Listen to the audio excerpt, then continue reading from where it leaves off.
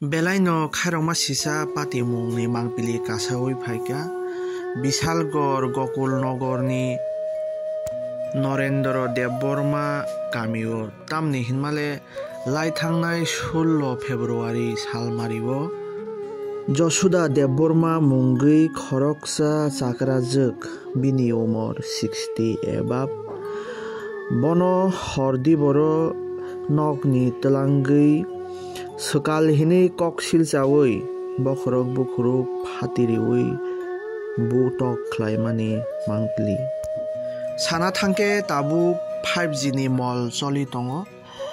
ambagino o ungtong jorao omohai patimung rok busuk jorotei সময় bai gothok belaino sungmung kotor paithago CPIM Bishalgor Mohokuma Committee ni adongsong pati jaknai nukhungo thangui khos khobor naika borokno ganao manui nukhungni khoroksa bukhukjuk bichar sanaibo bichar maya chini bagui khai kebo kwrui dahinai belaino khapang kichigui kapkha nainai di horjlai tibini mangplibo হবে আমরা কি কেউ নাই আমরা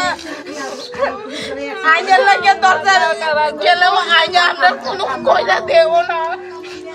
ওখানে মানুষে কয় member প্রধান দ্বারা যাও মেম্বার প্রধান দ্বারা যাও মেম্বার প্রধান বাগিয়েছে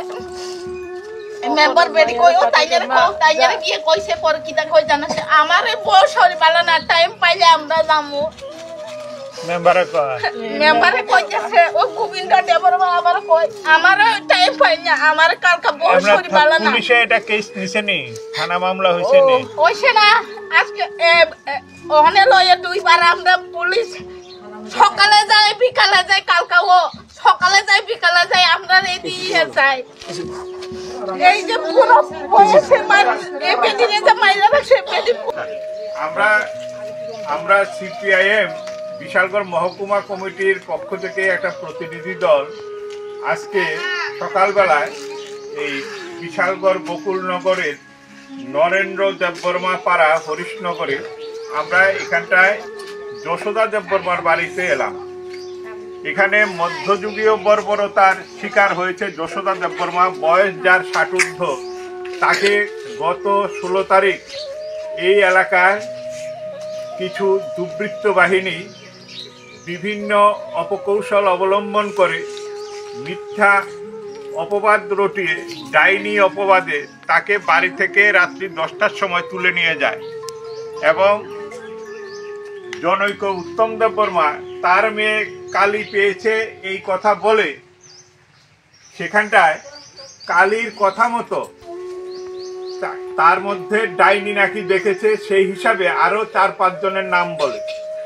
4-5 জনের মধ্যে এই মহিলা যেহেতু কেউ তাকে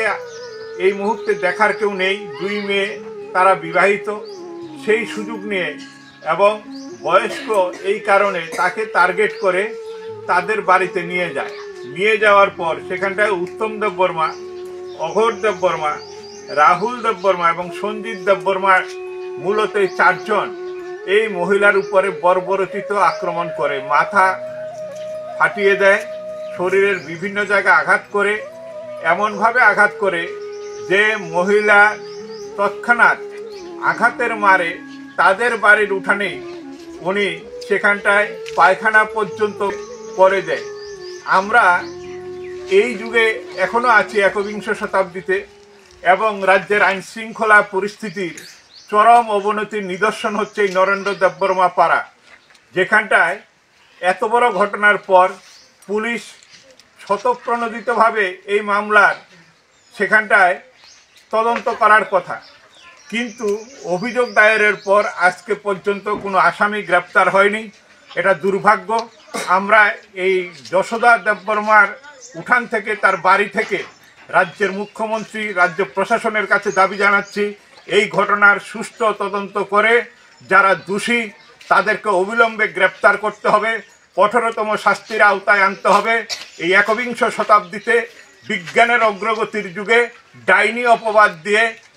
মধ্যযুগীয় বর্বরতা এই রাজ্যে অবিলম্বে বন্ধ করতে হবে। সিপিআইএম পার্টি এই দাবি জানাচ্ছে। পরবর্তী সময়ে আমরা রাজ্য প্রশাসনের অন্যান্য ক্ষেত্রে আমরা এটা নজরে নেওয়ার চেষ্টা করব। আমরা আশা রাখি রাজ্য সরকার এই ক্ষেত্রে গুরুত্বপূর্ণ ভূমিকা নেবেন